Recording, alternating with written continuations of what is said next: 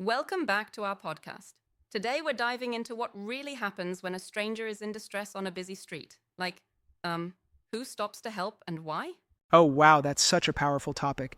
I mean, have you ever thought, will anyone help when you see someone collapse? Absolutely. So, imagine this. Over 3 weeks, a team staged several scenarios in public places to really test human compassion. We're talking a businessman collapsing on a busy sidewalk, a woman overwhelmed by grocery bags, and even a homeless Right, man that's gasping for intense. help. Wait, so they actually stage these incidents? That's bold. Which one do you find the most striking? Definitely the businessman scenario. Our actor, all suited up, collapses on a bustling financial district sidewalk. His briefcase spills open, papers scatter everywhere. And, you wouldn't believe it. Within the first minute, 27 people walked right past him without stopping. Yeah, that's so shocking. That's like the ultimate bystander effect, isn't it? Everyone assuming someone else would step up. Exactly. And it gets even more interesting. In that same scenario, it took 3 minutes and 42 seconds for a delivery worker on his bike to finally intervene, gather the papers, and help the businessman. That delay really hits you. It sure does. And then there's another scenario. The middle-aged woman with grocery bags, right? Right. Here, a woman struggles at a busy intersection when her bags tear and items spill everywhere. For over 7 minutes, more than 40 people just walked by. Wow, And that's then, disheartening. interestingly, a teenager, yes, a teenager on a skateboard, drops his headphones and starts helping, gathering all her groceries. That really shows how sometimes it's not the older crowd or the professionals, but the youth stepping up. Probably because of values they learned at home. Exactly. And it speaks volumes about social conditioning. The teen even mentioned that his own mom would be upset if he just walked by. It's like a flashback to that internal moral code instilled from childhood. And that really contrasts with the more self-absorbed reactions we saw elsewhere. And speaking of contrasts, tell me about the homeless man scenario. It sounds like the most jarring comparison. Oh, absolutely. In that setup, an actor, dressed in worn and disheveled clothes, shows clear signs of a medical emergency right on a busy sidewalk. Over a 15-minute period, 143 people walked by. Some crossed the street immediately. Yeah, It non-help can be wasn't chilling. until after 11 minutes and 24 seconds that a nurse finally stopped, assessed his condition, and called 911. That absolutely highlights the issue of selective compassion. It seems that appearance plays a massive role in whether we decide someone is worthy of our time and empathy, right? Right, exactly. It's like, our brains are wired with an in-group preference.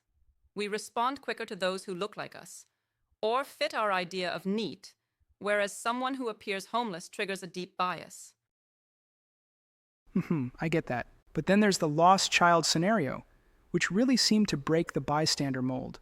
How did that go? Oh, the lost child scenario was almost heartwarming. A child actor looked visibly confused and lost in a shopping mall. The average wait time before someone helped was just 43 seconds. Ah, now that's what I call a rapid response. It's like our protective instincts kick in when it's a kid. We think of our own family. Exactly. And interestingly, when they dug deeper in follow-up interviews, helpers in this scenario were predominantly middle-aged women or older, driven by their personal associations. A lot of them mentioned, "I'd want someone to help my grandchild if they were lost." Yeah, that personal connection is so powerful. Now, I'm curious about the role of technology. How does being glued to your phone affect our likelihood to help? That's a great point. The study showed that people on their phones were significantly less likely to notice someone in distress. In fact, phone users were 63% less likely to even notice, and 86% less likely to stop if they did. Wow! That's like an invisible barrier of distraction, isn't it? Exactly. It's almost as if the device creates a bubble around us, blocking out the human need just beside us. And it's not just about the devices. The experiment also looked at the effect of group dynamics. Interestingly, those walking alone were much more likely to help than those in groups. Maybe because in groups, responsibility diffuses. That diffusion really is a harmful side effect of modern urban life. There's also the factor of weather. People helped less during uncomfortable weather conditions, too hot, too cold, or rainy days. Yep, the data clearly linked physical discomfort with a decreased willingness to help. It seems even the environment plays a role in our compassion. One of the most fascinating aspects was how the experiment tied back to the ancient Good Samaritan parable. That story, after all, challenges us. Who is my neighbor? Exactly. The parable described a despised Samaritan stopping to help a beaten traveler, while religious figures crossed the street. It's as relevant now as it was then. Right, it forces us to confront our own biases. But, I must say, I do wonder if these staged experiments truly capture the full picture of modern compassion. Isn't there a chance that knowing deep down some people would help, even under pressure, might get overlooked? I see your point. While the experiment does reveal some hard truths, it also celebrates the modern Samaritans, those individuals who, regardless of obstacles, choose to help. Their actions show that compassion can indeed triumph over self-interest. That's an important reminder. I agree. And on that note, can you tell me more about how personal experience factors in? I heard that people who have been helped before or have faced hardship themselves are more likely to lend a hand. Yeah, definitely. The interviews indicated that personal history profoundly shapes our willingness to intervene. Many helpers recalled times when they needed help themselves, or were taught by parents and mentors Absolutely. to act with Personal compassion. stories can change behavior. And what about the tourist scenario? That seemed to give a whole new perspective on cultural biases. Oh, right. In the tourist district, a foreign actor struggling with a map got help much quicker than in, say, a business district. People in tourist areas were more inclined to offer verbal directions, while in business districts, everyone was clearly too rushed. Yeah, that contrast is so revealing. It makes you wonder if our environment and our expectations really shape who gets our compassion. Definitely. And the researchers didn't just stop at pointing out these issues. They actually suggested some practical strategies to break the bystander effect. I love that proactive angle. What sort of strategies did they propose? They recommended things like practicing situational awareness, essentially, deliberately looking up from your phone.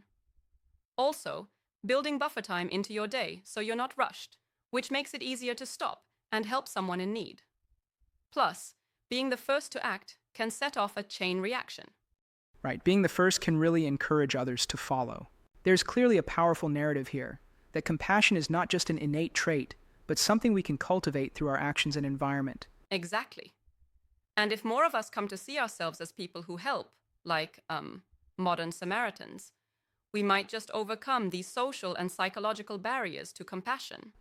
Absolutely. In the end, it all circles back to that timeless question, who is my neighbor? And maybe, just maybe, we all have the power to answer that by simply stopping to help. Well said. And remember, even if the world feels overwhelmingly busy and distracted, taking that just one step can make a world of difference. Thanks for the insightful chat. It's a call to action, to be more present, to look up, and to lean into empathy. Absolutely.